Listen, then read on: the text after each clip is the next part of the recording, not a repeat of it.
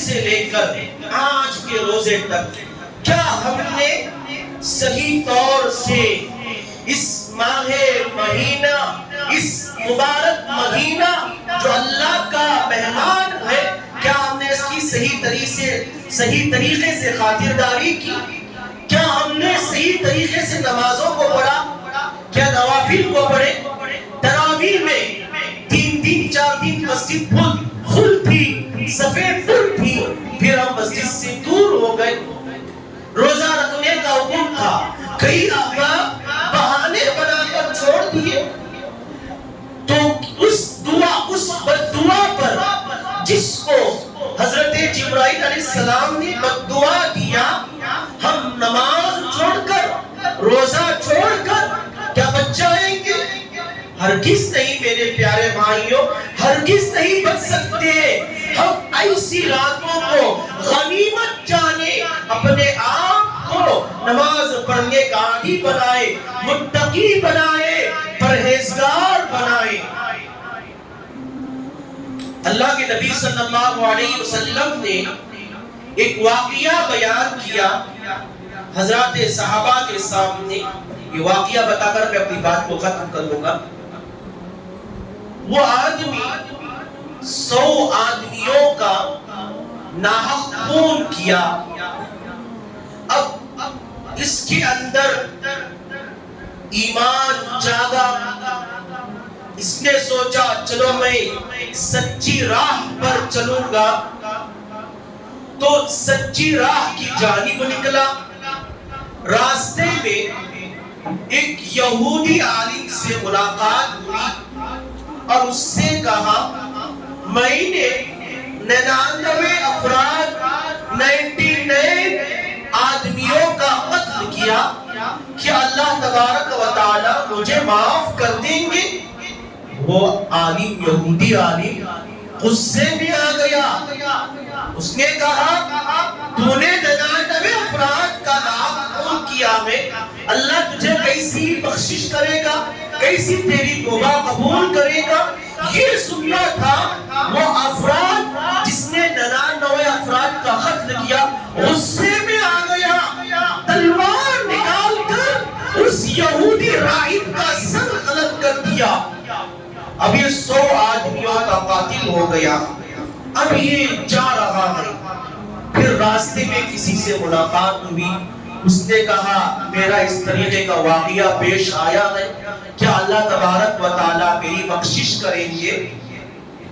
اس نے کہا آپ مدینے چلا جائیں، وہاں ایک آدمی ہے وہ آپ کی رہنمائی کرے گا، محمد صلی اللہ علیہ وسلم ہے۔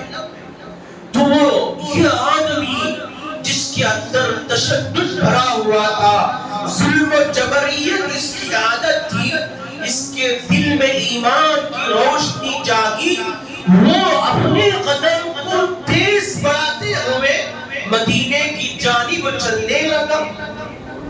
یہ ایمان کی طاقت ہے پیارے بھائیوں۔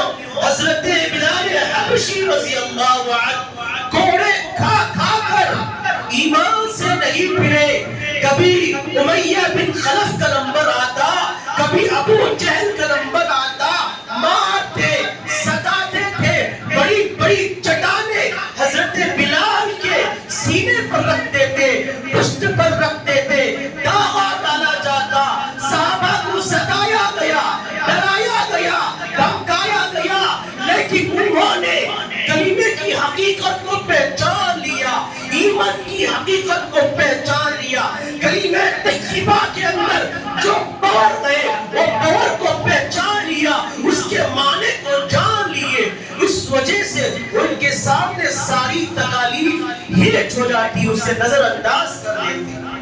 اب یہ آدمی کے اندر ایمان جاگا، دوڑ رہا ہے، اپنے قدم کو تیز بڑھا رہا ہے، لیکن اس کا موت کا وقت آ گیا۔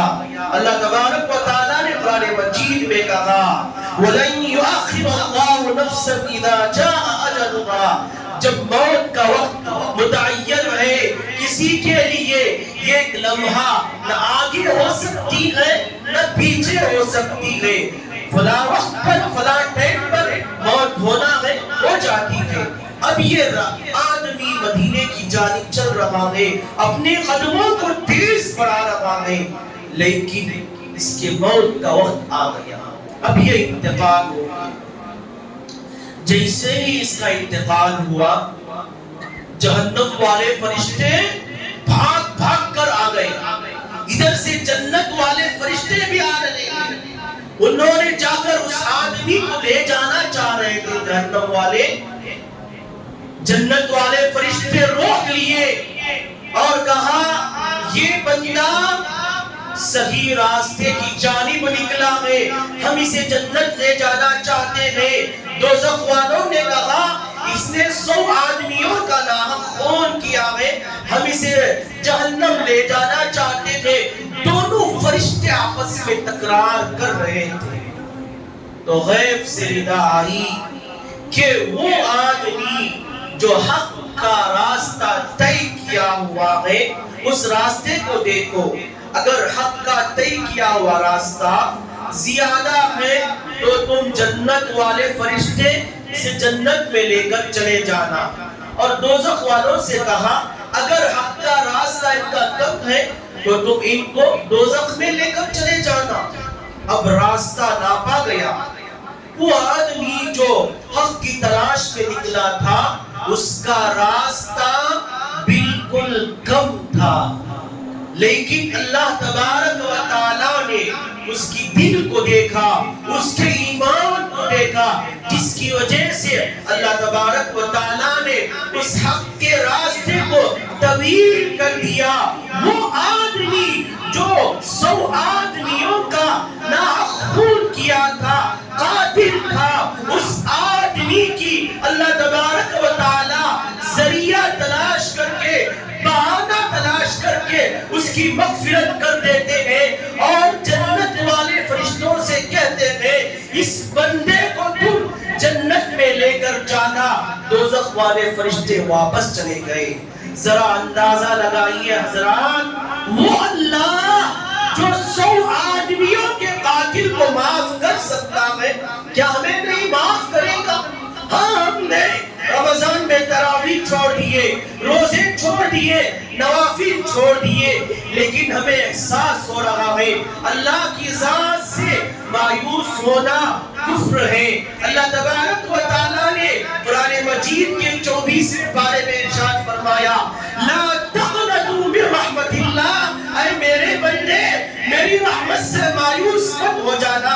اگر تیرے گناہ آسمان بھر جائے، زمین بھر جائے، اگر تیرے گناہ اتنے زیادہ ہو کہ سمندر کے پانی کو ایک بنا کر لکھ دیا جائے، تجھ پر جہنم واجب ہو جائے، تب بھی تیرے ایمان کے اندر، تیرے دل کے اندر ذرہ برابر بھی شک نہ ہو کہ اللہ مجھے معاف کرے گا یا نہیں، آ میرے گھر میں آ، مسجد میں آ، 2 رکعت نماز پڑھ، گرم گرم تیرے آنسو بہا، میں تجھے معافی کا پروانہ عطا کروں گا۔